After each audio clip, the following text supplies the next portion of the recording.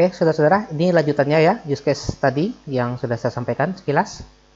Nah, ini sumbernya ada saya ambil dari salah satu rekan dosen juga di perguruan tinggi lain. Nah, mungkin sedikit lebih mempertajam penjelasan saya di slide yang sebelumnya. Nah, use case diagram itu digunakan untuk menggambarkan interaksi. Nah, ini interaksi antara pengguna sistem atau aktor dengan kasus atau use case yang disesuaikan dengan langkah-langkah skenario yang telah ditentukan. Siapa yang menentukan? Yang menentukan itu adalah sistem developernya atau developer dari aplikasi tersebut. Bagaimana dia bisa menentukan? Tentu dengan melakukan proses identifikasi seperti yang sudah saya minta saudara lakukan sebelumnya. Seperti kemarin saudara sudah membuat ada SKPL di situ dan beberapa sudah sukses saya lihat melakukannya. Nah, kemudian apa lambang-lambang yang digunakan atau simbol-simbol yang digunakan? Simbol-simbolnya ini adalah aktor. Bentuknya memang seperti ini. Aktor. Kemudian ini notes, catatan. Kalau ini simbol untuk include. Ada bagian yang terinclude, misalnya begitu. Misalnya, lakukan tugas A, maka B ngikut. Nah, misalnya kalau Anda misalnya klik save, misalnya simpan data, maka include-nya itu adalah misalnya include-nya itu display di screen misalnya, itu include namanya. Artinya satu kali rentetan peristiwa ada aktivitas lainnya yang terdampak. Jadi seperti itu. Ada use case induknya itu, padahal use case induknya itu adalah Anda menyimpan data save gitu. Begitu Anda save, harusnya kan cuma data tersimpan. Tapi ini setelah Anda save, data memang save, tapi bagian lainnya data display ke layar. Itu include-nya. Nah, kemudian ada simbolnya gini use case, tapi sebenarnya ini agak lonjong ya, ellipse. Dan bulat seperti ini seharusnya, agak elips, lonjong. Kemudian ini relasi aktif. Jadi garis seperti ini relasi aktif, kemudian ini pakai tanda panah, relasinya pasif. Kemudian ini adalah generalisasi dan extend. Jadi tadi ada include, ada extend. Kalau extend itu adalah perluasan sebuah fungsi, artinya harus melewati prosedur itu dulu baru bisa melakukan tugas yang berikutnya. Contoh misalnya Anda mau menampilkan kartu rencana studi di layar Anda. Anda tampilkan kartu rencana studi. Nah, kalau extend itu Anda juga bisa ngeprint di situ atau bisa Anda ekspor ke PDF. Dari itu perluasan fungsi dari itu. Anda nggak ngeprint ya nggak apa-apa. Anda misalnya tidak convert ke PDF juga nggak apa-apa gitu. Karena itu opsi yang ditawarkan. Nah, tapi kalau include dilaksanakan aktivitas pertama, duanya ngikut otomatis. Kalau yang extend dilakukan aktivitas pertama, duanya atau aktivitas berikutnya sifatnya opsional, boleh dikerjakan, boleh tidak. Gitu. Kalau Anda misalnya menampilkan kartu rencana studi di layar, kan pilihannya boleh Anda print, boleh tidak gitu. Seperti itu. Nah, ini sekilas tentang user diagram itu menggambarkan kebutuhan sistem dari sudut pandang user. Jadi karena user yang dijadikan sisi pengembangan atau berawal dari user, ya tentu requestnya dari user. Usernya bisa apa, bisa apa, bisa apa gitu. Nah, kemudian kedua, memfokuskan pada proses komputerisasi atau automated process. Kemudian menggambarkan hubungan antara use case dan aktor. Jadi bagaimana seorang aktor bisa berinteraksi dengan use case-nya.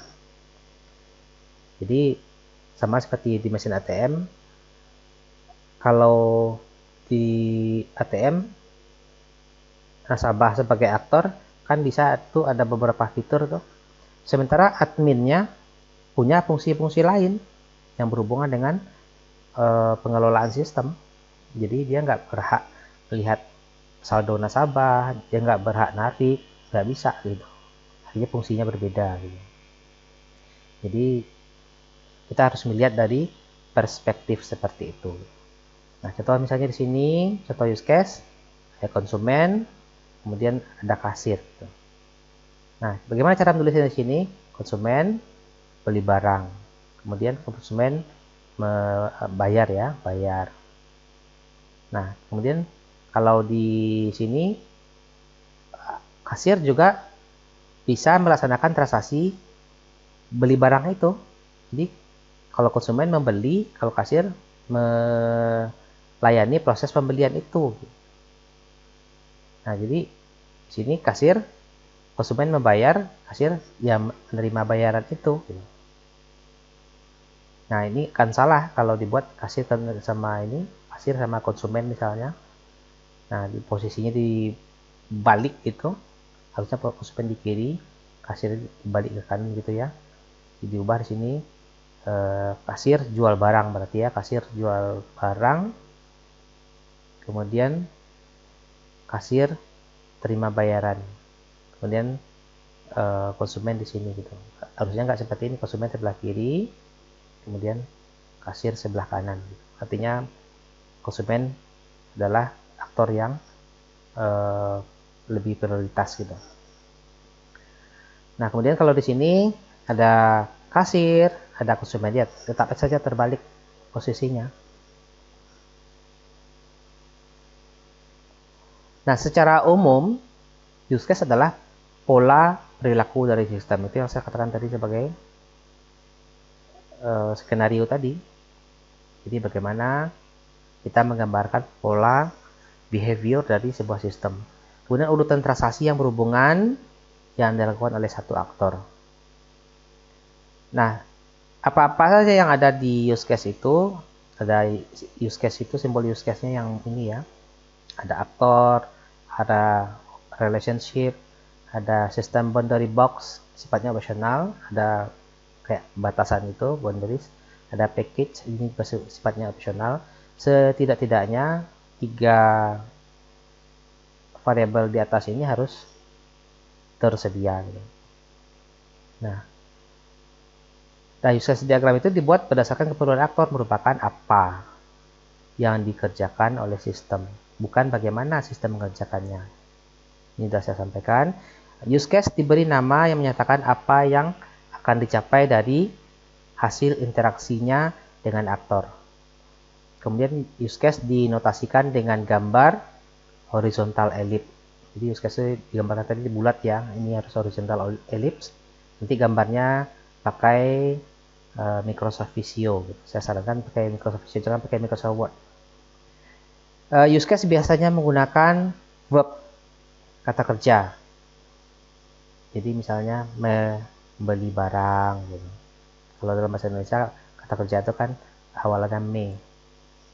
Kemudian nama use case boleh terdiri dari beberapa kata dan tidak boleh ada 2 use case yang memiliki nama yang sama.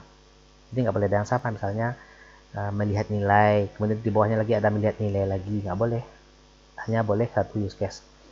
Sebuah use case bisa mempunyai dokumentasi. Jadi sebuah use case itu ada dokumentasinya, ada notes-nya. Letakkan use case utama Anda pada pojok kiri atas dari diagram. Jadi seperti yang saya katakan tadi, kayak transaksi yang tadi, itu aktor utamanya itu adalah customer-nya tadi atau pembeli tadi. Use case diagram tidak terpengaruh urutan waktu, meskipun demikian supaya mudah dibaca perlu penyusunan use case. Jadi disusun use case-nya mana yang paling prioritas. Setelah kita tentukan aktor prioritasnya yang mana, kita susunlah use case-nya masing-masing. Nah, jadi contoh seperti ini ya, nasabah membuka rekening, simpan uang, ambil uang, tutup rekening. Jadi itu salah satu contohnya gitu. Nah, kalau ini kan terbalik, tutup rekening, simpan uang, buka rekening, ambil uang. Jadi susunlah dengan urutan yang logis atau urutan yang baik. Kalau dari sini, kalau di sisi urutannya, duluan tutup rekening dulu. Apa yang mau ditutup dibuka saja belum gitu ya. Jadi buka rekening dulu, harusnya di atas. Nah, ini nanti dilihat apa-apa saja yang boleh dan apa-apa saja yang tidak boleh. Nanti dipedomani dari naskah ini. Nah, siapa itu aktor? Aktor itu bisa orang, bisa sistem, atau eksternal entitas, stakeholder. Seperti di bank misalnya, OJK itu kan stakeholdernya, berarti pihak luar gitu ya, yang menyediakan atau menerima informasi dari sistem.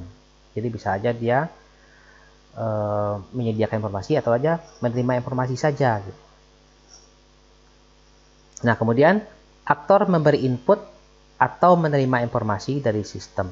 Jadi ada kalanya memberi input ke sistem, seperti Anda misalnya pergi ke ATM, Anda pencet tombol 100.000 misalnya, berarti Anda sifatnya memberikan input.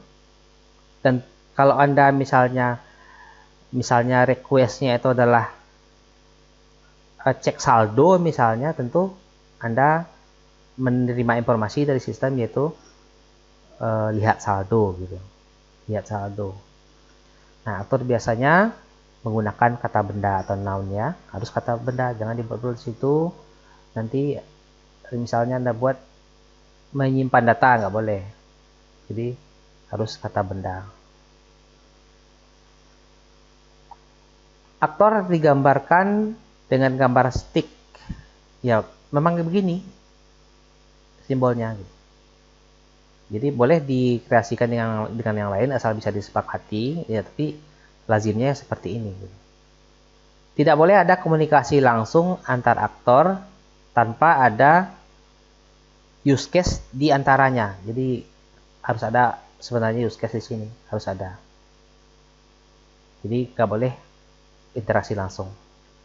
Misalnya kasir dengan konsumen gitu, tanpa ada bentuk interaksinya ya nggak bisa. Nah, kemudian indikasi sistem untuk sebuah aktor merupakan sebuah sistem. Jadi buat seperti ini, sistem keuangan. Nah, adanya aktor bernama time yang mengindikasikan schedule event, suatu kejadian yang terjadi secara periodik atau bulanan. Jadi bisa time itu menjadi aktor.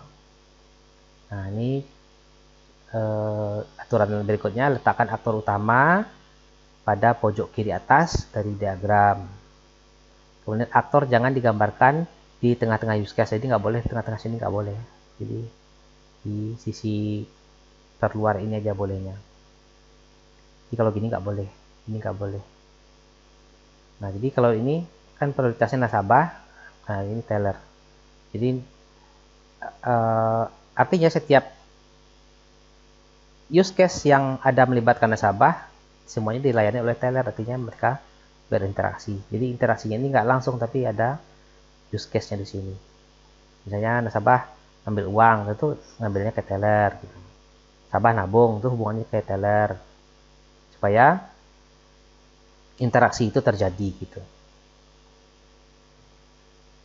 Nah, kemudian ada 4 jenis relasi yang bisa timbul pada use case. Jadi asosiasi antara aktor dan use case, asosiasi antara use case, generalization atau pewarisan antara use case, generalization pewarisan antara aktor.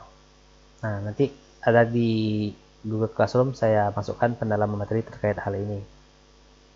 Nah, asosiasi itu bukan menggambarkan aliran data atau informasi. Jadi yang digambarkan itu adalah siapa saja yang berinteraksi. Jadi asosiasi itu digunakan untuk menggambarkan bagaimana aktor terlibat dalam use case. Nah, jadi seperti ini. Sebaiknya gunakan garis tanpa panah untuk asosiasi antara aktor dan use case. Jadi garis tanpa panah. Nah, asosiasi antara aktor dan use case menggunakan panah terbuka untuk mengindikasikan bila aktor berinteraksi secara pasif dengan sistem Anda. Gitu. Jadi, kalau ini konsumen membeli barang, konsumen membayar. Jadi, kalau kayak aplikasi kan konsumennya nggak berinteraksi. Jadi konsumennya cuma menyerahkan barang aja ke kasir. Sementara kasir lah yang mengoperasikan use case ini gitu. Jadi waktu dia yang men-scan barang itu kan kasir. Yang menerima pembayaran kan juga kasir. Jadi sementara uang diserahkan oleh konsumen ke kasir. Nah, di sini digambarkan hubungannya pasif gitu. Nah, kemudian seperti di sini sudah saya jelaskan tadi bagaimana pembahasan tentang include sudah saya jelaskan. Silahkan di review lagi. Kemudian ada juga fungsi extend. Nah, ya seperti ini gambaran extend yang benar seperti ini. Jadi extend itu perluasan dari sebuah fungsi. Nah, kemudian ada generalization. Nanti dilihat contoh-contoh yang ada di sini.